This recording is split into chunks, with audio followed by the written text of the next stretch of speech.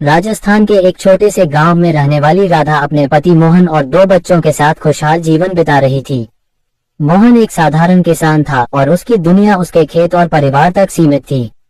राधा अपने परिवार की धुरी थी, सभी का ख्याल रखने वाली, हर मुश्किल का हल निकालने वाली। लेकिन इस परिवार के शांत जीवन में भूचाल तब आया जब एक रात अचानक मोहन का दिल का दौरा पड़ने से निधन हो गया। राधा के लिए यह एक असहनीय क्षति थी। उसने न केवल अपना जीवन साथी खोया बल्कि अपने बच्चों के लिए पिता का सहारा भी छिन गया।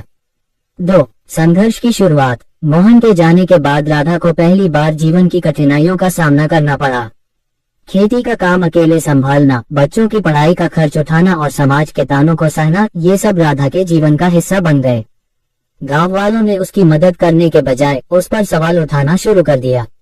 अब राधा कैसे अकेले बच्चों को पालेगी? उसे अपना घर छोड़कर मायके चले जाना चाहिए। लेकिन राधा ने हार मानने से इनकार कर दिया।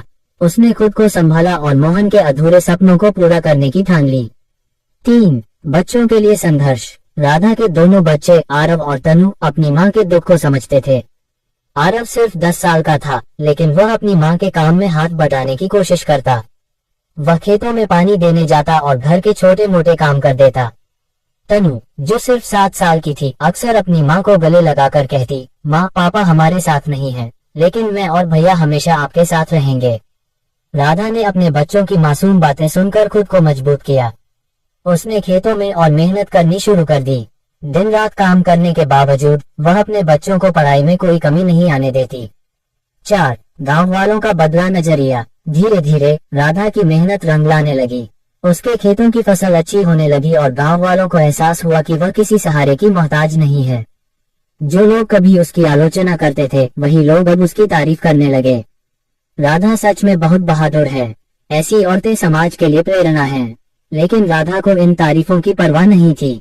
उसके लिए सबसे बड़ी खुशी उसके बच्चों की मुस्कान थी। 5. मोहन की यादें और नई शुरुआत। एक दिन राधा को मोहन का लिखा एक पुराना पत्र मिला। उसमें मोहन ने लिखा था, राधा, अगर कभी मैं तुम्हारे साथ न रहूं तो हमारे बच्चों का ख्याल रखना। उन्हें वो जिंदगी देना जो हम दोनों ने कभी नहीं जी। इस पत्र को पढ़कर राधा की आंखों में आंसू आ गए, लेकिन उन आंसुओं के साथ एक नया संकल्प भी आया। उसने तय किया कि वह अपने बच्चों को पढ़ा लिखाकर बड़ा आदमी बनाएगी। 6. सफलता की ओर कदम। आरव ने स्कूल में हमेशा अच्छे नंबर लाए। उसकी माँ ने उसकी हर जरूरत को पूरा करने की कोशिश की। वहीं तनु ने भी पढ़ाई और खेल कूद में अपना नाम बनाया। राधा ने खुद को शिक्षा के महत्व से जोड़ने के लिए पास के एक महिला सशक्तिकरण केंद्र में काम करना शुरू कर दिया। वहां उसने दूसरी महिलाओं को भी आत्मनिर्भर बनने की प्रेरणा दी।